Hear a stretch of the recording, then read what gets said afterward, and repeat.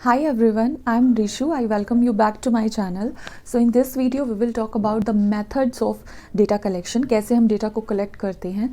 तो उसके अंदर आपकी दो कैटेगरीज आ जाती हैं. One is primary data and one is secondary data.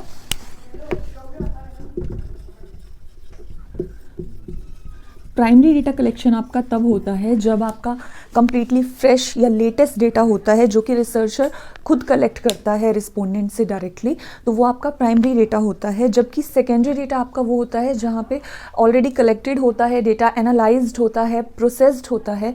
उसको सिर्फ रिसर्चर को कलेक्ट करना है, कंपाइल करना है और एडिट करना है अपने स्टडी पर्पस के हिसाब से. तो जो सेकेंडरी डेटा जो होता है आपका वो यूजुअली लेटेस्ट डेटा नहीं होता है बल्कि कलेक्टेड डेटा होता है. तो इसके अंदर पब्लिश्ड भी हो सकता है और अनपब्लिश्ड डेटा भी हो सकता है. जैसे कि सपोज़ किसी रिसर्चर ने अपनी रिसर्च कर ली है बट उसने वो रिसर्च कहीं पब्लिश नहीं की है, तो उसने जो डेटा कलेक्ट किया है उस डेटा को भी आप यूज़ कर सकते हैं अपनी स्टडी के लिए. तो वो भी आपका एक पार्ट होगा सेकेंडरी डेटा का. तो इस वीडियो में हम बात करेंगे सिर्फ प्राइमरी डेटा सोर्सेज की. अगर आपको सेकेंडरी डेटा सोर्सेज को पढ़ना है तो उसके लिए एक सेपरेट वीडियो है. और इसके अलावा अगर आप प्राइमरी और सेकेंडरी डेटा में ही डिफरेंस को अच्छे से समझना चाहते हैं, इसके प्रोस एंड कॉन्स को समझना चाहते हैं, तो उसके लिए मैंने एक सेपरेट वीडियो बनाया है जिसको आप डिस्क्रिप्शन बॉक्स में चेकआउट कर सकते हैं. So let's jump to this sources of primary data. Primary data को आप कैसे कलेक्ट करते हैं. प्राइमरी डेटा की जब भी हम बात करते हैं तो जो भी मेथड्स आपके आते हैं या टूल्स जो भी आप इसके अंदर स्टडी करते हैं वो मोस्टली ये 7-8 टूल्स की हम बात करते हैं. जिसमें कि फर्स्ट आपका आ जाता है ऑब्जर्वेशन मेथड. ठीक है, ऑब्जर्वेशन मेथड क्या है. देखिए, हम ऑब्जर्व तो हर टाइम करते हैं. ठीक है, पूरे दिन हम ऑब्जर्व करते हैं लोगों को, हमारे आसपास होने वाले इवेंट्स को, सिचुएशंस को, चीज़ों को. We do observe the things but that is not scientific. ठीक है, दैट इज़ नॉट पर्पसफुल. जब आप पर्पसफुली ऑब्जर्व करते हो, ठीक है, किसी एम या ऑब्जेक्टिव को माइंड में लेके किसी साइंटिफिक तरीके से जब आप ऑब्जर्व करते हो, तब वो आपकी क्या हो जाती है, एक डेटा कलेक्शन का मेथड बन जाता है. ठीक है, तो ऑब्जर्वेशन जो है वो पार्टिसिपेंट एंड नॉन पार्टिसिपेंट दो तरह की हो सकती है. You don't ask any question from the respondent. ठीक है, you simply observe the things. तो अभी पार्टिसिपेंट और नॉन पार्टिसिपेंट क्या हो जाएगा. पार्टिसिपेंट ऑब्जर्वेशन आपका तब होता है जब सपोज जो रिसर्चर जो है वो as a participant, as a member participate करता है उस स्टडी में. जैसे कि अगर मैं एग्जांपल की बात करूं, अगर मुझे किसी मूवी के मूवी को रिव्यू करना है या मैं मूवी की टीम से ही हूँ और मुझे ये जानना है कि लोग उसको थिएटर में देखते हुए कैसे रिएक्ट करते हैं, हाउ मच दे हूट और हाउ मच दे क्लैप, या उनके फेशियल एक्सप्रेशंस कैसे आ रहे हैं, इमोशनल कितना हो रहे हैं वो सीन को देख के. तो ये सब अगर मुझे चेक करना है तो उसके लिए दो तरीके हैं. या तो अगर आप थिएटर में ही रिसर्चर जो है वो थिएटर में ही एज अ पार्टिसिपेंट उनके साथ मूवी देख रहा है और साथ में जो लोगों की प्रतिक्रियाएं हैं उनको ऑब्जर्व कर रहा है, नोट कर रहा है, रिकॉर्ड कर रहा है. या फिर दूसरा तरीका क्या हो सकता है कि वो थिएटर में नहीं है उन लोगों के साथ, as a member, as a participant वो नहीं पार्टिसिपेट कर रहा है बल्कि उसकी सीसीटीवी फुटेज वो देख रहा है थिएटर की, या किसी ऐसी वीडियो में रिकॉर्डेड जो ऑब्जर्वेशंस है उनको उन रिएक्शंस को ऑब्जर्व कर रहा है. तो वो आपकी क्या हो जाएंगे, participant and non participant observations. इसी के साथ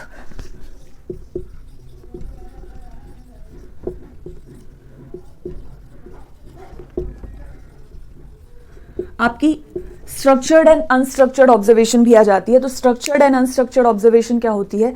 स्ट्रक्चर्ड ऑब्जर्वेशन वो होती है जहाँ पे आपका सब कुछ प्री प्लान्ड होता है. ठीक है, कौन आपके यूनिट्स रहेंगे जिसको आपको ऑब्जर्व करना है, किन सेटिंग्स में आपको उनको ऑब्जर्व करना है, क्या क्या चीज़ें ऑब्जर्व करनी है, वो सभी आपका सेट होता है, प्री प्लान्ड होता है. तो यूजुअली उनको हम स्ट्रक्चर्ड ऑब्जर्वेशन की कैटेगरी में डालते हैं. जबकि अनस्ट्रक्चर्ड क्या हो जाएगा, जहाँ पे ऑब्जर्वर को बहुत ज़्यादा साइंटिफिकली या बहुत ज़्यादा स्ट्रिक्टली ये स्पेसिफाई नहीं किया हुआ होता है कि उसको इस तरीके से ऑब्जर्व करना है. वो थोड़ा सा रैंडमली ऑब्जर्व करता है, जो भी चीज़ें स्पॉन्टेनियसली उसके माइंड में आ रही हैं, जो चीज़ें उसको ऑब्जर्व करना सही लग रहा है वो वैसे ऑब्जर्व करेगा. इसी के साथ आपके controlled and you can say uncontrolled observations भी वहाँ पे आ जाती हैं. सो अगेन कंट्रोल्ड ऑब्जर्वेशंस आपकी वो हो जाएंगी जहाँ पे रिसर्चर जो है वो एक्सपेरिमेंट की सेटिंग्स को कंट्रोल्ड वे में करता है, ठीक है। जो सभी सेटिंग्स हैं, सभी वेरिएबल्स हैं, वो आपके वहाँ पे कंट्रोल्ड रहेंगे, जबकि अनकंट्रोल्ड में आपकी ये सब चीज़ें कंट्रोल्ड वे में नहीं होती हैं। तो ये आपका था ऑब्जर्वेशन, जहाँ आप ऑब्जर्वेशंस के थ्रू डेटा कलेक्ट करते हैं। Next comes your interview method. Interview method क्या है? अब आपको किसी को ऑब्जर्व नहीं करना है, आपको सिंपली उससे पूछताछ करनी है, बातचीत करनी है, ठीक है। इंटरव्यू आप सभी जानते हैं कि किसी भी पर्सन को जब हम इंटरव्यू करते हैं, उसके थ्रू जब हम डेटा कलेक्ट करते हैं, तो वो आपका इंटरव्यू मेथड कहलाता है। अब इसमें मैंने इंक्लूड किया है पर्सनल, टेलीफोनिक एंड ऑनलाइन, ठीक है। ये 3 तरह के इंटरव्यूज़ मैंने यहाँ पे इंक्लूड किए हैं। पर्सनल आपका सिंपल हो जाएगा, फेस टू फेस, आपने एम्प्लॉयज़ को बुलाया, उनको बिठाया और सीधा सीधा पूछा कि उनको क्या प्रॉब्लम्स आ रही हैं या क्या चेंजेस वो चाहते हैं अपनी वर्किंग कंडीशंस में, ठीक है। ये आपका पर्सनल इंटरव्यू, आपने डेटा रिकॉर्ड कर लिया। या सपोज़ मैंने दिल्ली के सभी गवर्नमेंट स्कूल्स को मैं स्टडी करना चाहती हूँ, मैंने उनके सभी प्रिंसिपल्स को इंटरव्यू करना है, तो I will straightly go away to दो schools and I just have a meeting with all of those principals, ठीक है। उसके बाद मैं उनको इंटरव्यू कर सकती हूँ और अपने डेटा को कलेक्ट कर सकती हूँ। दूसरा आपका आता है टेलीफोनिक। टेलीफोनिक इंटरव्यू में क्या होता है, आप डोर टू डोर नहीं जाते हो, लोगों को विजिट नहीं करते हो, बल्कि आप टेलीफोनिकली आप उनको इंटरव्यू करते हो। तो टेलीफोनिकली में फिर फर्दर आपके पास 2 कैटेगरीज आ जाती हैं। आजकल आपके पास ऐसे कुछ सॉफ्टवेयर्स अवेलेबल हैं जिनके थ्रू आप क्या कर सकते हैं कि आप एक फ़ोन कॉल पे स्ट्रक्चर कर सकते हैं इंटरव्यू को, कुछ सेट ऑफ क्वेश्चंस वहाँ पे आप रख सकते हैं, जो कि एक डेफिनेट सीरीज़ में वो सॉफ्टवेयर जो है वो रिस्पोंडेंट से पूछेगा क्वेश्चंस को और अपने आप फिल करेगा डेटा को। तो ये सब ऑटोमेटिकली होता है, ठीक है, सॉफ्टवेयर के थ्रू होता है। इसमें आपकी ऑपरेटर की कॉस्ट बच जाती है, आपको किसी पर्सन को अपॉइंट नहीं करना पड़ता। और जबकि मैनुअली अगर हम बात करें तो ऐसा भी हो सकता है कि कोई एक इंसान जो है वो टेलीफोनिकली रिस्पोंडेंट से डेटा को कलेक्ट कर रहा है और साथ में रिकॉर्ड कर रहा है, वर्बली उनसे टेलीफोन पे पूछ रहा है जो भी रिस्पॉन्सेज उसको चाहिए। तो ये आपके आ जाते हैं टेलीफोनिक इंटरव्यू में। ऑनलाइन इंटरव्यू आपका, ऑनलाइन में जितने भी जैसे वीडियो कॉल्स के प्लेटफॉर्म्स हैं या सॉफ्टवेयर्स हैं, जैसे कि स्काइप है आपका, या कोई भी वीडियो कॉन्फ्रेंसिंग सॉफ्टवेयर के थ्रू आप कर रहे हैं, वी कॉल्स हैं, व्हाट्सएप के थ्रू कर रहे हैं, तो वो सभी आपके क्या हैं, ऑनलाइन पोर्टल्स हैं जिनके थ्रू आप इंटरव्यू कर रहे हैं अपने रिस्पोंडेंट्स को, कैंडिडेट्स को, और डेटा को कलेक्ट करते हैं। नेक्स्ट आपका आ जाता है, अच्छा इसके अंदर भी आपके फिर स्ट्रक्चर्ड एंड अनस्ट्रक्चर्ड आ जाता है इंटरव्यू के अंदर।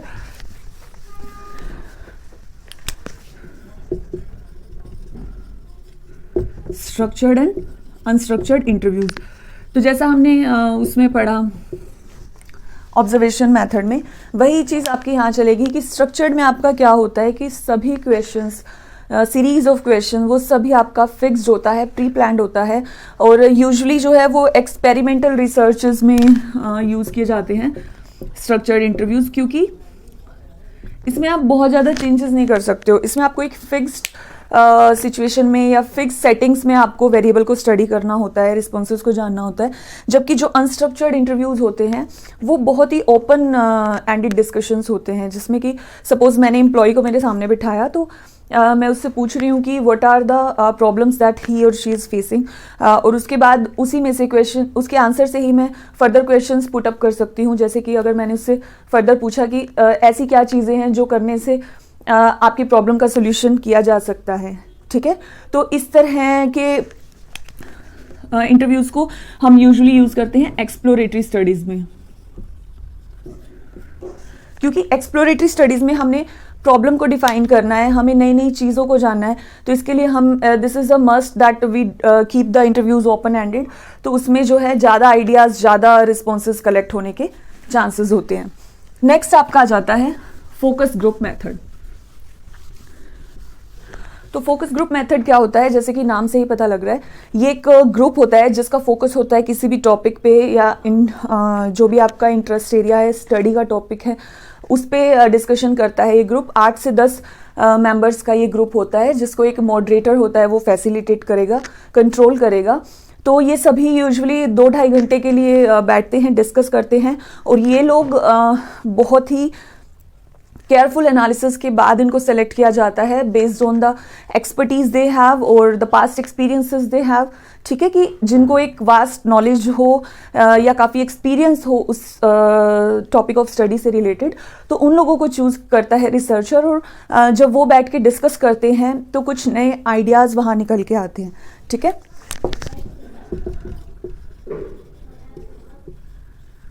अब ये यूजुअली कब यूज़ किया जाता है ये मेथड, जैसे कि सपोज कोई मार्केटिंग कंपनी है या किसी कंपनी का ही मार्केटिंग डिपार्टमेंट है, उसको किसी नए प्रोडक्ट को डिस्कस करना है, किसी नए आइडिया को डिस्कस करना है, किसी नई प्राइसिंग पॉलिसी को डिस्कस करना है, उसको एडवर्टीजमेंट उसका कैसे करें प्रोडक्ट का, इसको डिस्कस करना है। तो इस तरह के जहाँ पे क्रिएटिव आइडियाज़ की हमें ज़रूरत होती है, तो वहाँ पे हम फोकस ग्रुप मेथड को यूज़ करते हैं, ताकि एग्रीमेंट और डिसएग्रीमेंट से, काउंटर एग्रीमेंट से, ठीक है, काउंटर आर्ग्यूमेंट्स के थ्रू आपके नए नए आइडियाज़, क्रिएटिविटी वहाँ पे निकल के आती है। तो वो आपके फोकस ग्रुप मेथड होता है।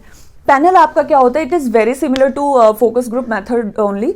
वही चीज़ होती है कि एक ग्रुप होता है आपका, एक पैनल होता है जो कि आपस में बैठ के डिस्कस करता है। द ओनली डिफरेंस इज, जो फोकस ग्रुप मेथड होता है आपका, फोकस ग्रुप जो होता है वो एक सिंगल टाइम एक्टिविटी है, एक सिंगल पॉइंट ऑफ टाइम पे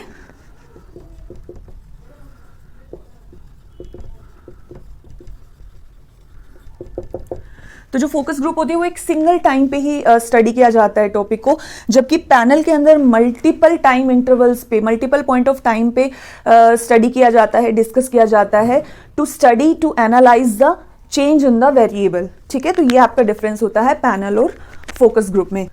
now comes your questionnaire. So questionnaire जो होता है वो आपका मोस्ट वाइडली यूज्ड मेथड है, और ये कब यूज़ किया जाता है? जब आपका पॉपुलेशन साइज बहुत लार्ज होता है, तो आप टाइम ज़्यादा कंज्यूम ना हो उसको सेव करने के लिए, कॉस्ट कटिंग करने के लिए आप क्वेश्चनएयर मेथड यूज़ कर सकते हैं, जो कि एक सिंपली आपका परफॉर्मा या फॉर्म आप कह सकते हैं होता है, जिसमें कि कुछ सेट ऑफ क्वेश्चंस वहाँ पे होते हैं प्रॉपर सीक्वेंसिंग में, और आप इनको रिस्पोंडेंट को हैंड आउट करते हैं, जिनको फिल करने के बाद रिस्पोंडेंट आपको वापस दे देता है, और उसके थ्रू आप डेटा को कलेक्ट करते हैं। तो जो क्वेश्चनएयर है वो भी 2-3 तरह से आप फिल करा सकते हैं रिस्पोंडेंट से। या तो ये इन हाउस हो सकता है, इन हाउस में वही डोर टू डोर आप जा रहे हो, विजिट कर रहे हो ऑफिसेज को, डिपार्टमेंट्स को, स्कूल्स को, it might be the houses of people. ठीक है, कुछ भी हो सकता है, जो भी आपका एरिया है स्टडी का उस पर डिपेंड करेगा कि आप कहाँ पे उनको विजिट कर रहे हो। ठीक है, तो आप पर्सनली विजिट करके क्वेश्चनएयर को फिल कराते हो रिस्पोंडेंट से।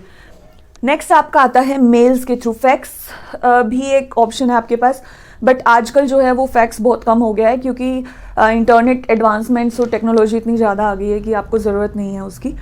मेल के थ्रू भी क्वेश्चनएयर्स को सबसे ज़्यादा इनफैक्ट मेल के थ्रू ही आप भरवाते हो, क्योंकि इसमें क्या है, आपको विजिट नहीं करना पड़ता। जब पॉपुलेशन साइज रेयर होता है या रिस्पोंडेंट से मिलके बातचीत करना ज़रूरी होता है, वहाँ पे आप यूजुअली ऑप्ट करते हो इन हाउस को। Otherwise mail is a perfect method. ठीक है, तो मेल के थ्रू आप क्या करते हैं, क्वेश्चनएयर को सेंड कर देंगे, ईमेल कर देंगे, या ऑनलाइन किसी भी तरीके से वेबसाइट के थ्रू आप अपने या सोशल प्लेटफॉर्म्स के थ्रू आप अपने क्वेश्चनएयर को सेंड कर देंगे रिस्पोंडेंट्स को, जिसको कि रिस्पोंडेंट फिल करके वापस आपको सेंड कर देगा। तो ये जो है वो आपका क्वेश्चनएयर मेथड है।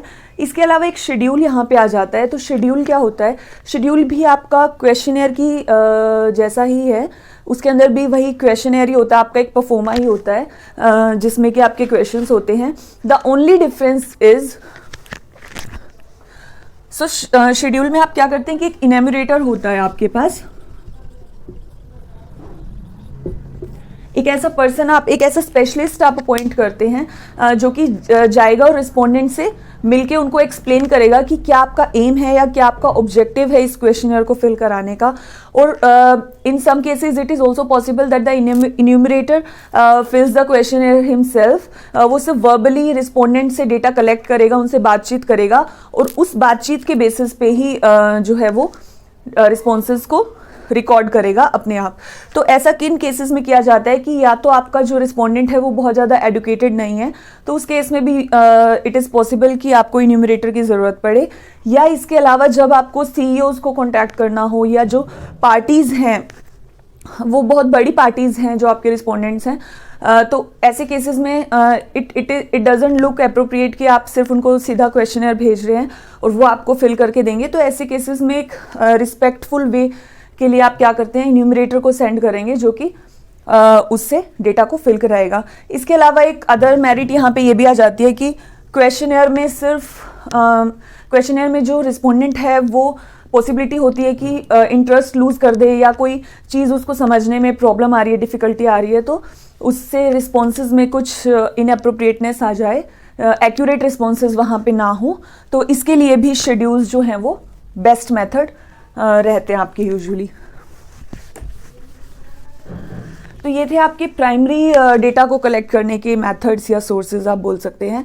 सेकेंडरी डेटा के सोर्सेज हम नेक्स्ट वीडियो में डिस्कस करेंगे, और अगर आप प्राइमरी और सेकेंडरी डेटा का डिफरेंस सिंपली आप समझना चाहते हैं तो उसके लिए भी एक सेपरेट वीडियो अवेलेबल है। अगर ये वीडियो आपको इन्फॉर्मेटिव लगा हो तो वीडियो को लाइक, कमेंट एंड शेयर ज़रूर कीजिएगा, and do subscribe my channel also for more of such videos. Thanks for watching, and until my next video, keep learning.